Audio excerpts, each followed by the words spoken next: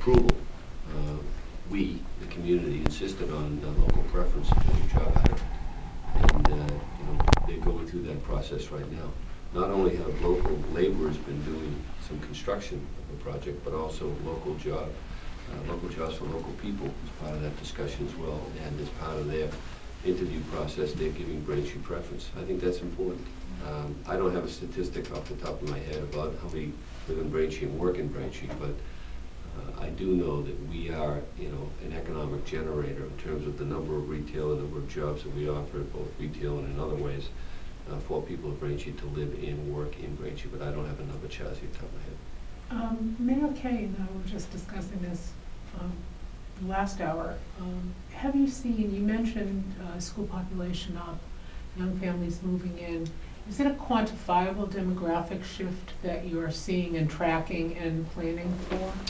When you say demographic shift? Younger families, retirees, or is it just people replacing? Is the population going to grow? Do you see our different population folks in the moving last 10 years has grown by about 3,000. We have school enrollment increase of approximately 10% of that over the last few years. Younger families are moving to Braintree. Yeah. We gained 500 over the last decade, school-age kids. It's like absorbing another school. Yeah. We have, as part of the, when we're looking at our schools, first of all, we've got a steady superintendent who's been with us now, I believe, Dr. Kirchberg has been with us for, I think he's in his 18th year. When I was in the legislature, Chapter 70 funding, I had a good relationship with him. I have a daily relationship with him now. I care deeply about our schools because I do think it enhances the quality of life. And young families moving to Braintree, Braintree's become identifiable as a strong school system and a community that has strong public safety as well. People need to know, number one, that they can feel safe in their community, but number two, that their children are getting a good education. And I think Braintree, in both instances, exceeds the norm. School committee works hard, and we have now put in place, we've directed the superintendent just over these past few months to look at, it's a little premature, but I'll say it, to look at whether or not we'll have to do a redistribution of kids as we look at our enrollment. Redistricting is probably the better term. Redistribution sounds too business-like. Redistricting for our children. I think we need to do it in a way that's sensitive to kids who are currently in a school, who may be going to the 4th or 5th grade in elementary school and shifting up to middle school. You don't want to pull that kid out, you know, in his last year of the elementary school. So I think we need to think about that in a sensitive manner and in a fair manner. But we have 3 schools that are currently off-site, offline. One being inadequate, one being Foster, and one being Eldridge. Those 3 schools, how do we bring them back? They're existing buildings. How do we bring them back into our educational program for the town? Will they be closed for lack of enrollment or facility problems? No, lack of enrollment more than anything else. And each one of them is currently occupied. Eldridge will be South Shore Collaborative will be moving out. Head Start. Head Start. South Shore Head Start moving away. They're moving out of there the end of December, excuse me. So that building will be coming back online. It's the smallest of the 3 buildings that are available.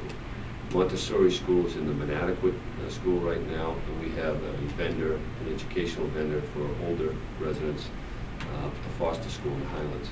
How we take those 3 schools and get them back in line is something that we're working on now. We directed the superintendent to come up with a plan for that. We won't have it in place for January. We may have something in place for next September. Now, the other question becomes, as you look at this, and as we've been successful with the school building authority in terms of receiving money and some attention that we hadn't received for years, you know, how do you look at a way in which you do this redistribution or this redistricting, and you also look at the service that we're getting from 2 middle schools. East is about 800 right now, south is about 670, I'm going to say top of my head. Is there a redistribution of those 2 middle schools? Is the capacity there? and how do we better use the high school. So, let me give you an example. We have 3 all-day kindergarten classes at the high school. Should they stay there? Should those young children who have their own entranceway and own playground area set aside from the other part of the high school, which is now over 1,500 kids, it just crested over 1,500 last year, should we take them out of there and move them to another school? Should we have an all-day kindergarten center? Should we look at a redistribution of all of our schools by adding some of these other buildings online, and then we could do all-day kindergarten maybe in each one of the elementary schools? So there are a number of things that we need to work through over the next year or so. But I think maintaining our educational quality is going to be very important to continued quality of life for Braintree. You know, H.L. Mencken, this is one of my favorite quotes. H.L. Mencken once said, "There's usually a simple answer to a complex problem, and it's usually wrong."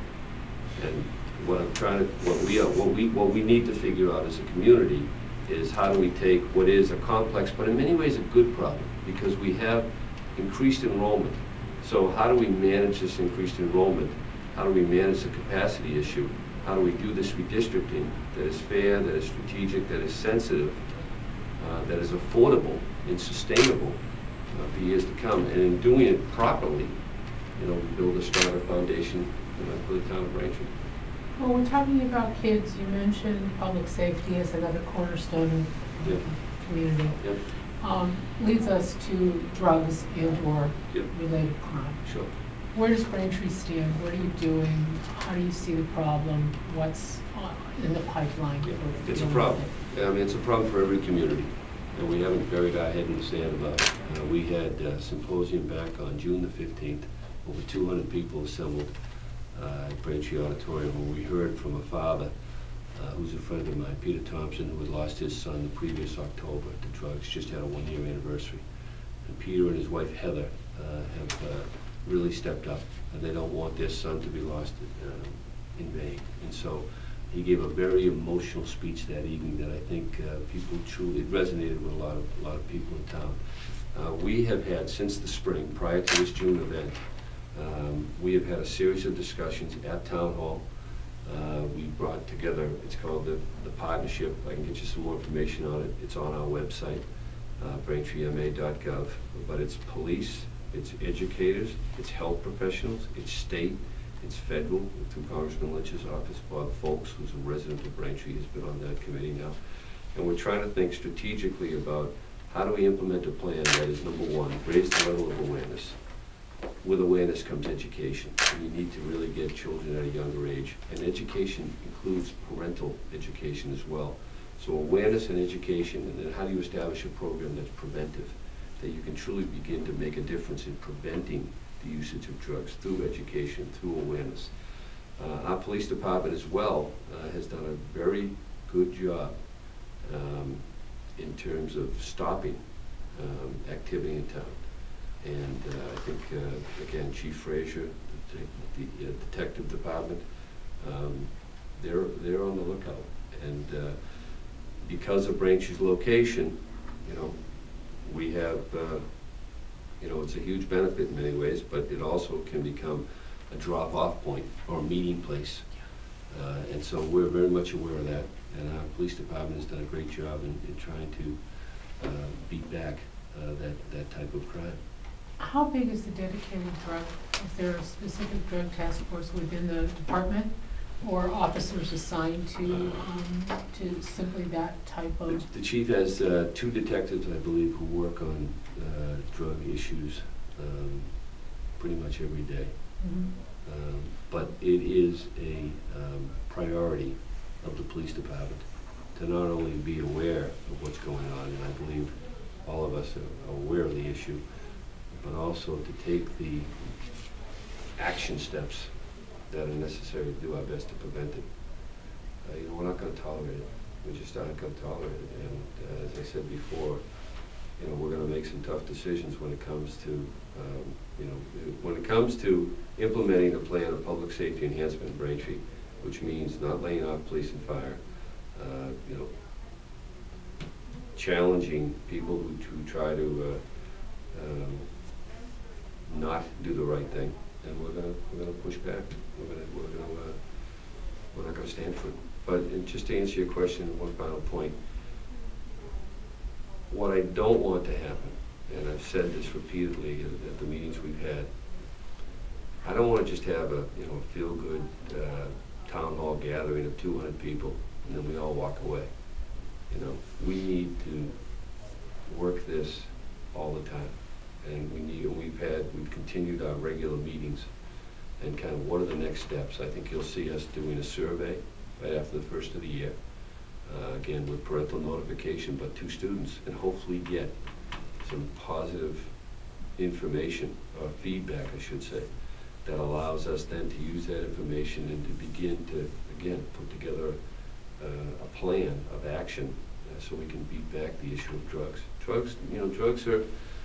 Drugs are in every community, and I think those who think that isn't so are being honest with themselves. And so well, that does raise the question, though, of a more regionalized or collaborative or tri-town or multi-town I've been with approach. Sue, I've been with Tom, both Mayor Koch and Mayor Kay through the district attorney's office when Bill Keating was the DA. This goes back a couple of years now. I know we gathered over, I believe, at Canton for a larger discussion of drug awareness. And I've talked to both mayors about that. How do you put together a plan that is comprehensive and that responds to the need? And I am very much open. I mean, I think, let's talk regionally for a second. I mean, we worked with Weymouth and Quincy right away on a trash pickup program that has saved the town of Braintree over $800,000. That bodes well for other regional activities. Bulk purchasing, usage of EMTs. I think we all have Fallon currently, and so, is there a way that we could work with the current vendor or even have a new bidding process where all three communities could look at our EMT services? And can we, bond together on an issue such as this, which is critically important to, not only families in Braintree, but in Quincy and Well, that's what I'm Weymouth. thinking. Shared curricula, shared materials, common message, not only just law enforcement, which they do tend to at least know each other in the field. Right. But this whole issue of awareness of the message that gets out, of the depth of the issue, I find Quincy has a wonderful, volunteer drug task force. The police department is very focused. But so does Weymouth, and the mayor has taken a lot of heat for it there, and so do you, and so does Hanover, for that matter, and Pembroke. And yet, nothing seems to be happening except more people are dying.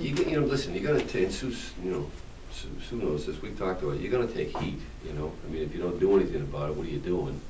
You take heat for not doing anything. If you're proactive about it, then, people sometimes push back on being proactive. They think it's not that big of a problem. I mean, it's a problem. It's a problem within society today.